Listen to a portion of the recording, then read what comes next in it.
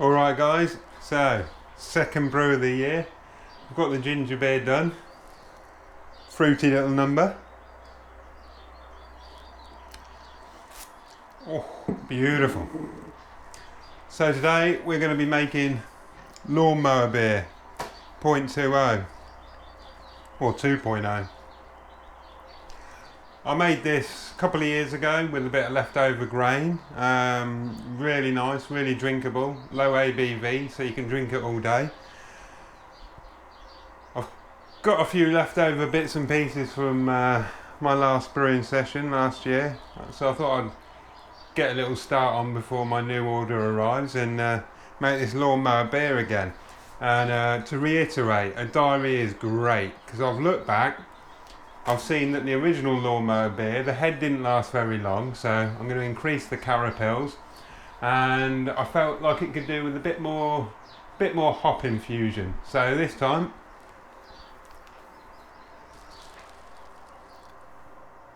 I'm keeping the Maris Otter the same, 2.7 kilos. Munich I've doubled to 500 grams, and the carapils I've tripled to 150 grams.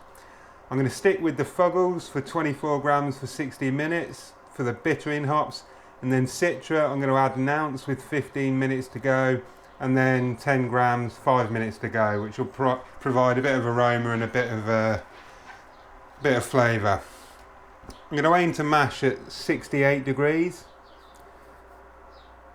I follow the rule of 3 litres per kilo of grain, so I've got about 3 kilos of grain.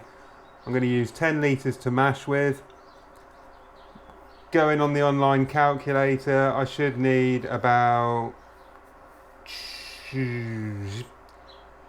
73 degrees strike water, which will obviously cool down when it hits the grain and give me around 66 degrees for the mash.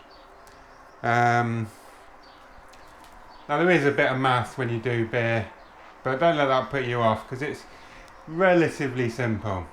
So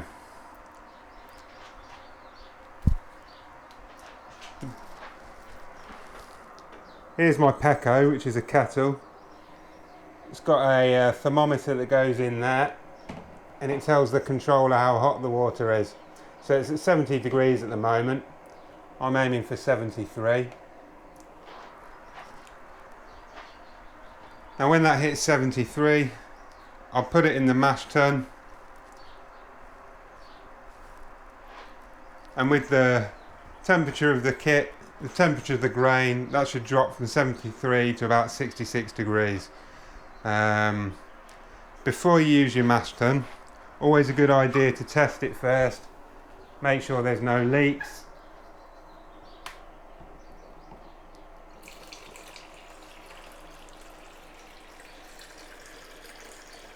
Mine's nice and dry, so happy days.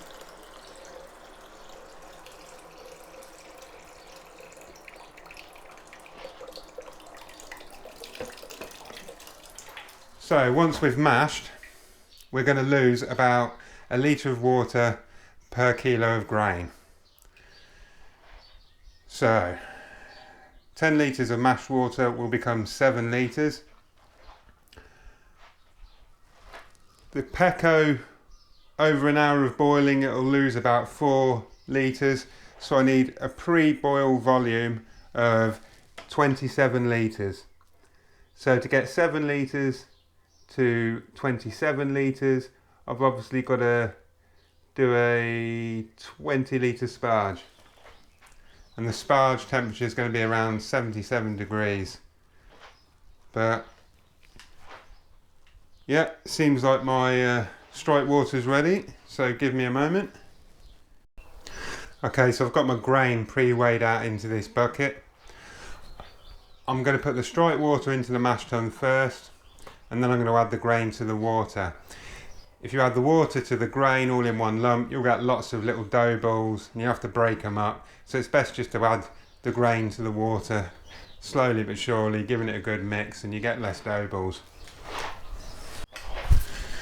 So now strike water's ready.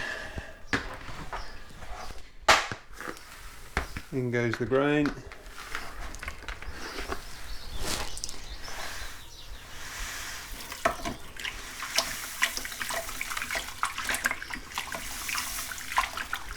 dough balls aren't the end of the world. You do just have to break them up, but obviously time is a factor. You want to get this insulated as quickly as possible, so better just to go slow and steady.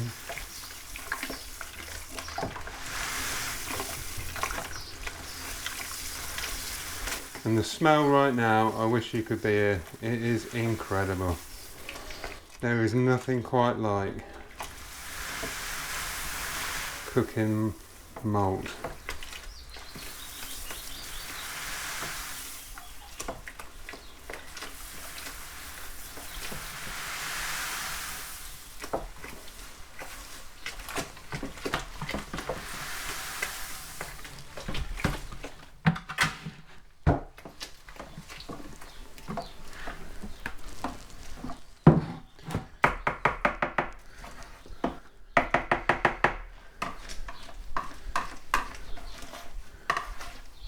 There you have it. Take a quick temperature reading.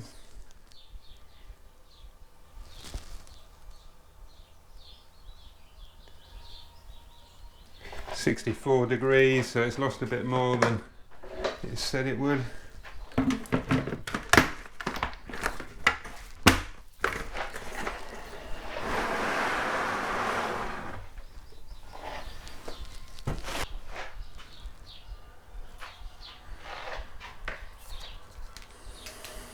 And there you have it. I'll leave it in there for an hour and I'll bring you back. Okay, so strike water or sparge water is heated up. We'll now start the process of going through the lauter.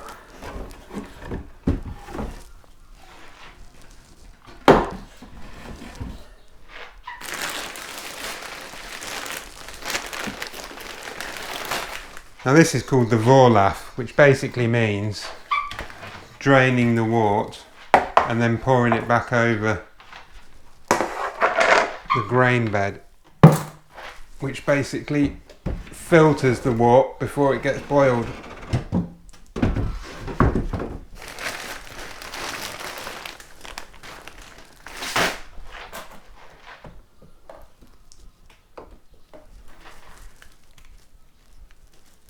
So I'm just going to drain it off into this other bucket, and when it runs clear I'll pour it back over.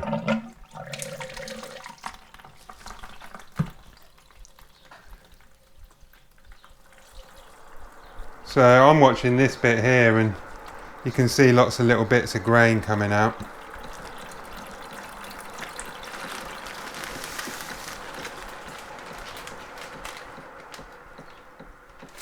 Now that looks pretty clear, so I'll turn it off.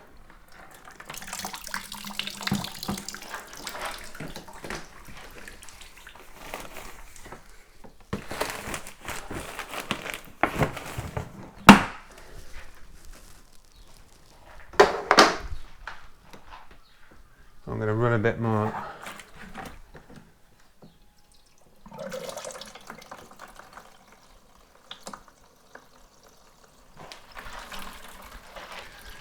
So as it drains, you'll be able to see the grain bed settle. And the liquid will get lower than the grain bed. So there we go.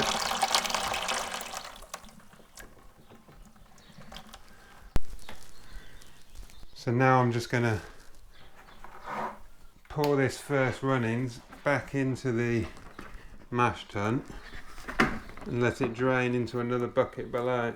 And you want to do this process quite slowly. You don't want to disturb the grain bed too much.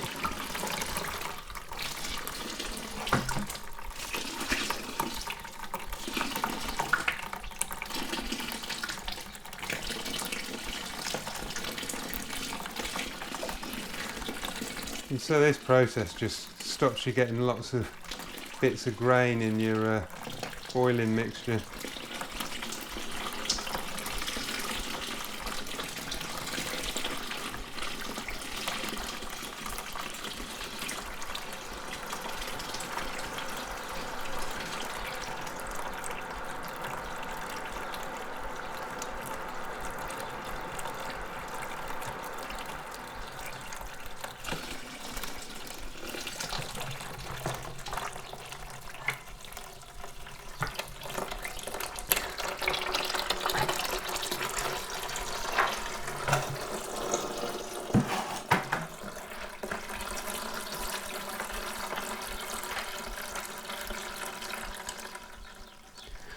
And once that's completely drained, I'll start adding the sparge water, which will further rinse the grains, get all the sugars out.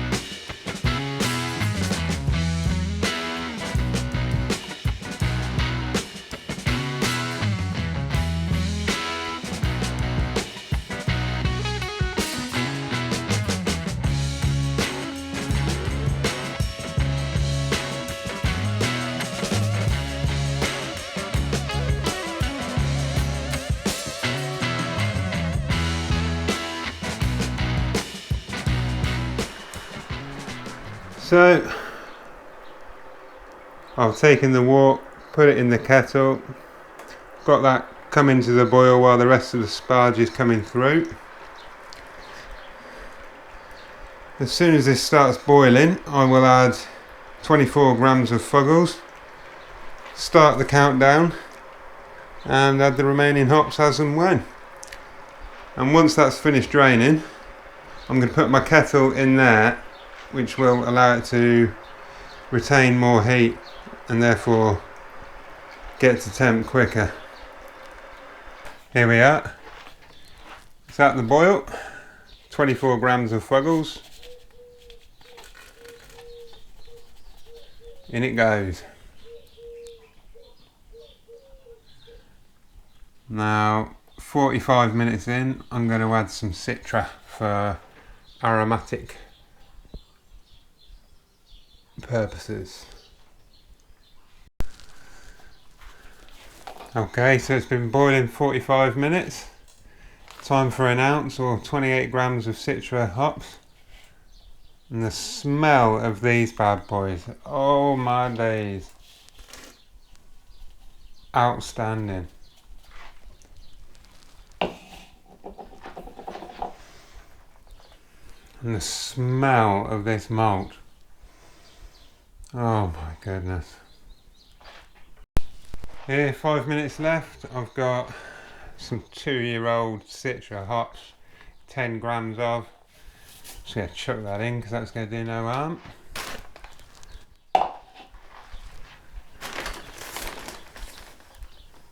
So nearly an hour and it's come down to about 25 litres. So I read online that this has a boil off rate of about 4 litres an hour, so that's clearly not quite the case for me, more like 2 litres an hour. So next batch I'll probably sparge with a bit less, but I'll make a note of it and future reference.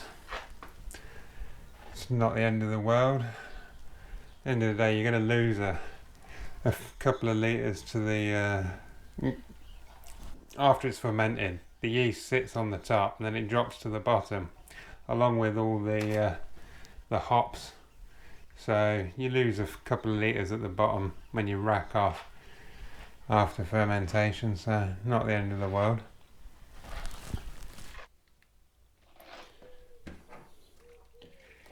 So there we go, beer's brewed into the fermentation vessel, which I will promptly chill. Now some people separate the trub, which is the floating bits and the hops. But I have read that the leaving that in to ferment will produce a clearer, better beer. I've done both, haven't noticed a difference. My palate is really restricted to salt and sweet. You know, both produce a really good beer, but one was more hassle than the other, and I like to keep the faff to a minimum, so I keep the trub in there now.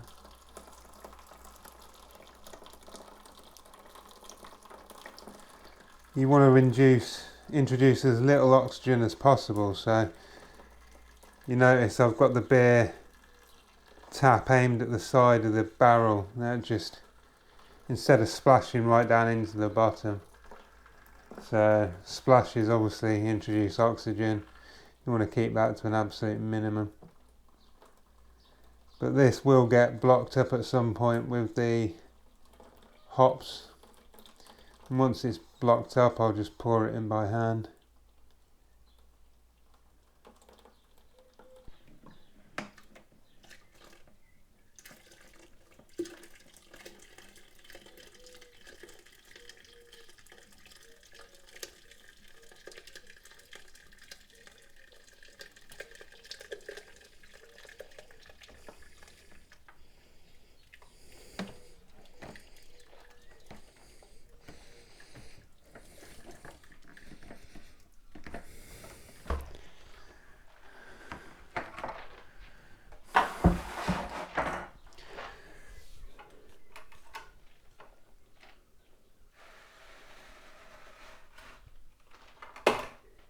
There we have it. Oh, it's probably about 24 litres. No, sorry. I mean, this is saying about 20, just under 23, so... Oh, happy days. The boil off rate wasn't too far off. Oh...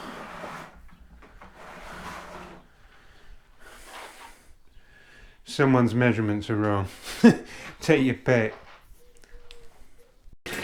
And here's my expensive wort chiller. Belfast sink and some cold water. And this water will heat up within 10 minutes, so I'll just drain it, top it up again. I have tried putting this inside a bigger bucket and having the cold shower constantly recirculating it. Certainly does the job quicker, but I'll be honest with you, I've left this out at room temperature to cool down and I've never had a problem. So there you go, beer made.